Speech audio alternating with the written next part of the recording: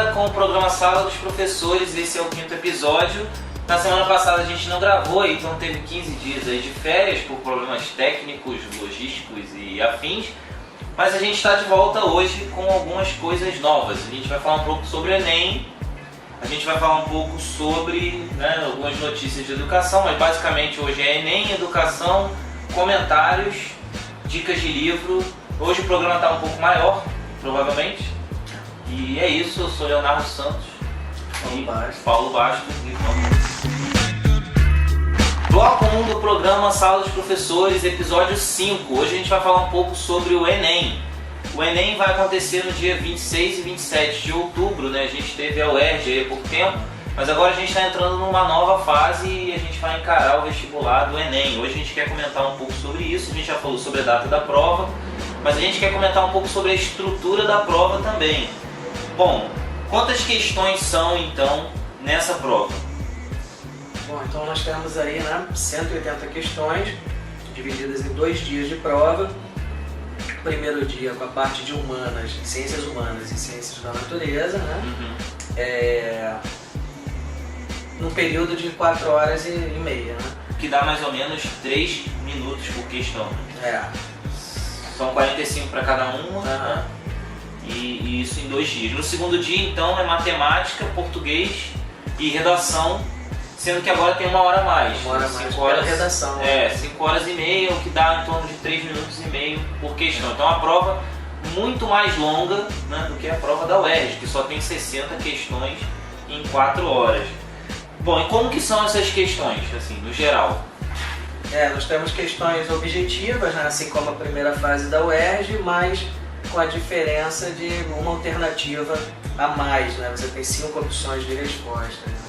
Agora a gente tem A, B, C, D, E, e ainda tem um problema, porque as questões são com texto bastante longo. Em geral, na UERJ a gente tem opções de resposta também curtas e textos para pergunta curtos.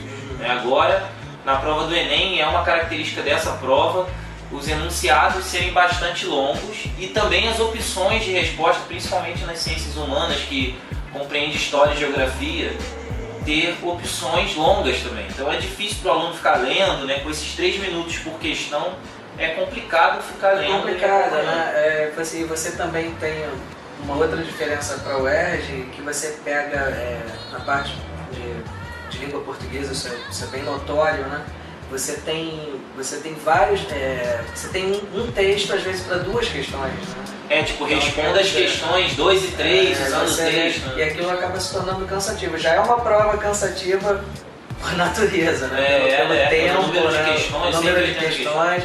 Quer dizer, isso ainda torna mais cansativa, quer dizer, prova de resistência. Total. E assim, uma característica que a gente vê nessas provas do Enem é que as questões são bastante interpretativas. A própria questão, às vezes o texto da própria questão acaba ajudando a responder, Então você acaba tendo que ler o texto, não ele todo, mas parte-chave dele, partes principais para poder responder. E também, assim, como comentário geral, para a gente fechar essa parte em relação à estrutura da prova, as questões, principalmente de exatas, de física, biologia, química e matemática, costumam ter bastante gráfico. Não só física, química e matemática, mas, por exemplo, geografia, gráficos de população, gráficos de densidade demográfica, e biologia tem outros tipos de gráfico. Então, assim, é uma prova bastante visual. A parte de língua portuguesa, a gente pode até fazer uma comparação a esses gráficos com a questão de quadros ali para fotos, charts. Isso aí é uma prova bastante visual. Bem visual mesmo. Mas assim, do ponto de vista da estrutura, não poderia ser diferente, porque 180 questões, para ser dividido em 2 dias com 90, cada uma acaba que tem que ter alguma parte gráfica, tem que ter alguma parte mais visual. Bom, a gente fecha então essa primeira parte, que é a parte da estrutura. No segundo bloco a gente volta falando mais sobre a prova em si, dificuldade, etc, e comparação também com a UERJ. É isso, vamos para o próximo bloco e até já. Então voltamos, segundo bloco agora, falando um pouco ainda sobre o Enem, mas dando agora um foco não sobre a estrutura da prova, mas sim sobre as características das questões e como que elas são. Com relação à dificuldade, assim, eu acho que a prova ela é de moderada a fácil. Essa prova, apesar da quantidade de questões, de serem 2 dias de prova, eu acabo considerando a prova como de moderada fácil, olhando o nível das questões. Você acha que isso vale também para a área de humanas, de língua portuguesa ou não? Eu acho que sim, né? Eu acho que também acaba ficando nessa classificação. Embora a gente tenha notado que nos últimos anos a prova esteja ganhando um outro conceito, né? Você já pega textos um pouco mais carregados, o próprio enunciado das questões tem usado uma linguagem um pouco mais rebuscada, então, coisa que você não encarava em provas mais antigas. Né? Então o nível tem aumentado, você acha? Eu acho que sim, mas continua ainda classificado como moderado. E assim, em relação à concorrência, você acha que a concorrência, que é uma prova aplicada agora em âmbito nacional, né? Alguns vestibulares têm usado a nota do Enem, a gente já vai falar sobre isso, mas assim, a concorrência, você acha que tem ajudado a aumentar a dificuldade? Ou não? Isso não é um fator que modifica a dificuldade em relação à concorrência? Eu acho que sim, eu acho que acaba aumentando, né? Porque apesar da prova a gente ter classificado dessa forma, como moderado ou até mesmo fácil, né? Mas o número de candidatos acaba trazendo uma dificuldade. Porque aí acaba todo mundo concorrendo com todo mundo, né? Você tem fácil para todo mundo. Você tem um nível de preparação, né? Diferente, em estados diferentes, você acaba que... Tá, e as questões, assim, diferente dos vestibulares do Rio de Janeiro, falando em relação ao Rio de Janeiro, né, as questões elas não têm o mesmo peso, né? Assim, as questões que são mais acertadas, elas têm um peso na nota menor, né, e as questões que são menos acertadas têm um peso na nota maior, ou seja, isso é ponderado pelo número de acertos dos candidatos. Isso funciona para redação? Como é que a redação é contada como nota na prova do Enem? Isso aí é uma coisa que o candidato tem que estar bem atento, né? Porque a redação acaba tendo um peso muito importante, né? A redação é 50% da prova, né? Então, se você fizer uma boa redação, você dá um passo muito importante para conseguir passar. E na maioria das vezes, não sei se isso mudou, mas na minha época como aluno, os alunos subestimavam o poder da redação, assim, achava que era fácil. Eu acho que até hoje, né? Muita gente, a gente vê bastante na internet dicas para fazer uma boa redação, uma série de pessoas tentando ajudar, e eu acho que justamente por isso, né? As pessoas subestimam o poder, de certa forma, da redação, deixam para por último, acaba fazendo um negócio meia boca ali, e aí acaba tendo uma nota ruim, e a gente sabe que... Quando na verdade não é nem... o peso é grande, né? Metade da nota tem a ver com a redação. Tá, e aí, assim, para que a pessoa faz a prova do Enem, né? A prova do Enem, ela há pouco tempo foi adotada por alguns vestibulares do Rio de Janeiro e do país como nota de vestibular. Então, assim, existem 2 programas basicamente que usam a nota do Enem como seleção. Um deles é o SISU, que é o Sistema de Seleção Unificado, que faz com que as universidades federais, ou seja, públicas do país, usem a nota do Enem como nota de entrada. Algumas usam a nota do Enem mais uma segunda nota com vestibular específico, outros usam apenas a nota do Enem, isso varia, mas o SISU significa isso, o pessoal usa a nota do Enem como critério para universidades federais.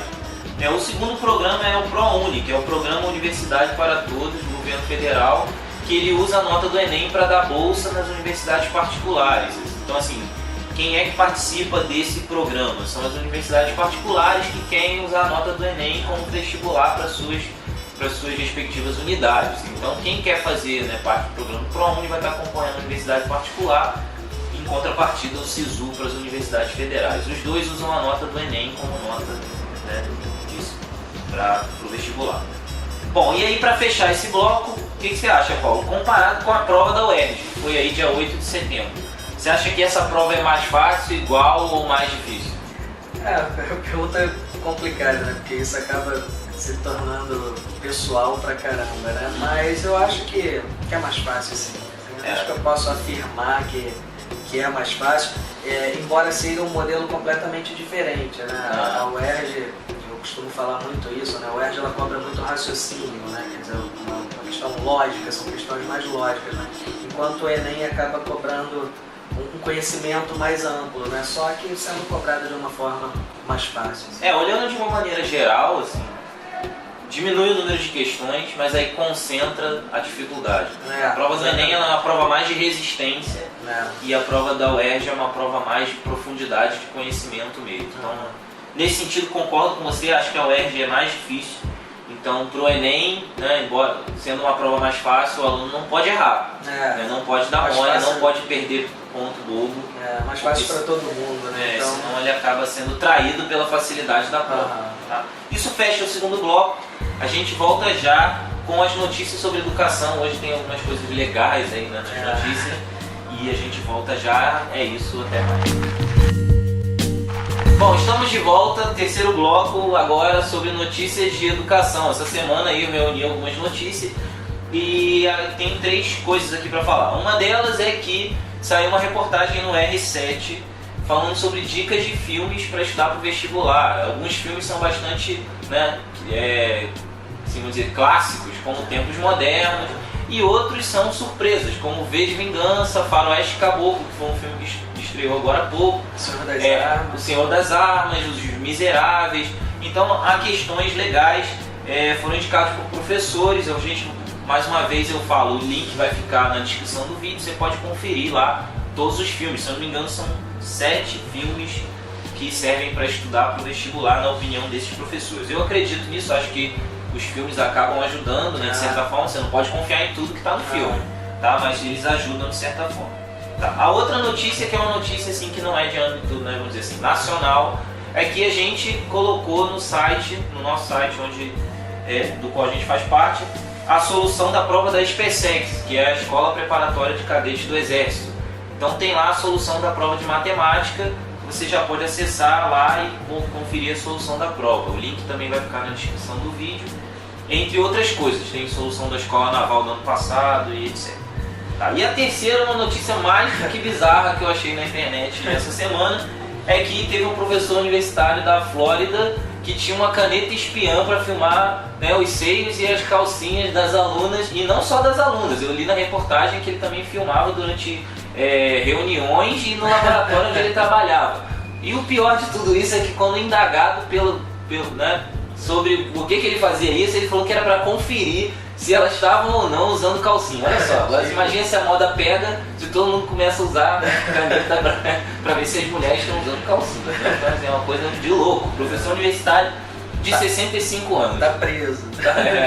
Então, quem quiser conferir a notícia para ver que não é mentira, essa notícia é real, tá? Vai estar na descrição do vídeo.